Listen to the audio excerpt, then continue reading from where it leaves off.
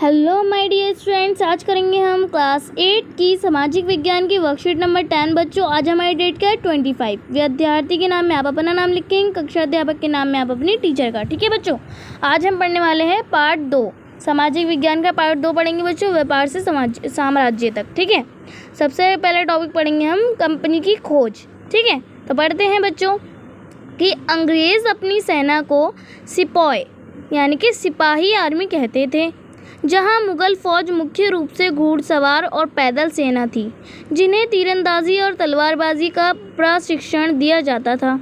वहीं ब्रिटिश सेना में सिपाही मास्केट पैदल सैनिकों के द्वारा इस्तेमाल की जाने वाली भारी बंदूक और मैचलॉक यानी कि बारूद को माचिस से चिंगारी देने वाली बंदूक से लैस होते थे। दोनों फौजों के बीच मुख्यतः ये अंतर थे, यानी कि दोनों फौजों के बीच अंतर कैसे थे बच्चों? मुग़ल फ़ौज और ब्रिटिश ईस्ट इंडिया कंपनी की फ़ौज के अंदर अंतर ये थे कि पहला अंतर था कि मुग़ल फ़ौज में मुख्य रूप से सवार प्रशिक्षित घुड़सवार और पैदल सैनिक थे, और ब्रिटिश फ़ौज में बच्चों पहला जो था अंतर था ये था कि अधिकतर पैदल सेना थी। ठीक है, सेकंड जो अंतर था मुग़ल फ़ौज में वो था बच्चों सवारों का दबदबा, पैदल सैनिक कम। ठीक है, और ब्रिटिश फ़ौज में क्या था बच्चों?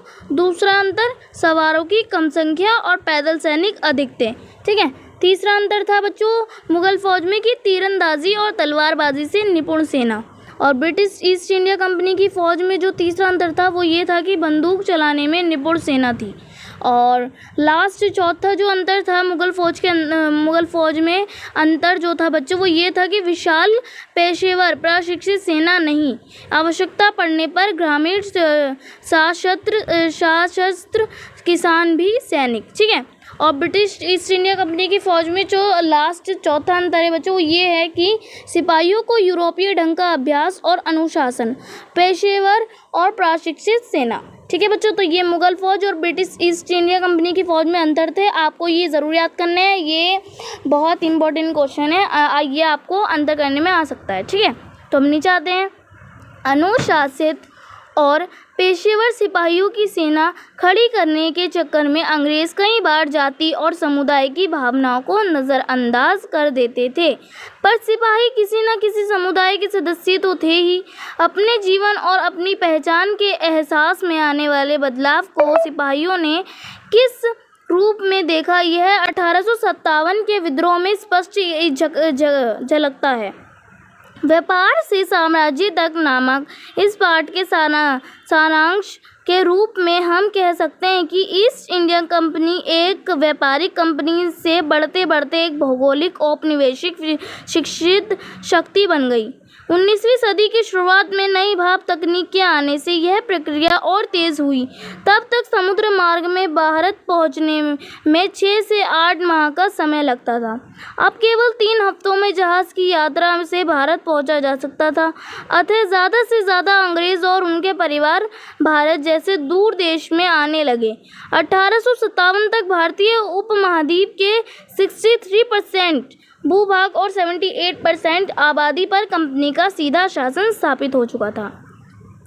देश के शेष भाग और आबादी पर कंपनी का अप्रत्यक्ष प्रभाव था। सरकार व्यवहारिक स्तर पर इस पूरे भारत को अपने नियंत्रण में ले चुकी थी। ठीक है बच्चों, तो ये हमने कंपनी की फ़ौज के बारे में जाना है पूरा, उसके अंतर और उनकी सिपाहियों के बारे में। ठीक है, अब नीचे कुछ हमें क्वेश्चंस दे रखे हैं बच्चों, 3 क्वेश्चन हैं वो, अब हम उन्हें कंप्लीट कर लेते हैं। तो पहले हम फर्स्ट क्वेश्चन पढ़ेंगे बच्चों कि मुग़ल फ़ौज और ब्रिटिश ईस्ट इंडिया कंपनी की फ़ौज में कोई 2 अंतर बताने हैं बच्चों। तो आप ये लिख सकते हैं, इसमें आप उत्तर लिखेंगे। सबसे पहले मुग़ल फ़ौज में लिखेंगे आप तीरंदाजी और तलवारबाजी से निपुण सेना थी, और दूसरा अंतर लिखेंगे मुग़ल फ़ौज का विशाल पेशेवर प्रशिक्षित सेना नहीं थी।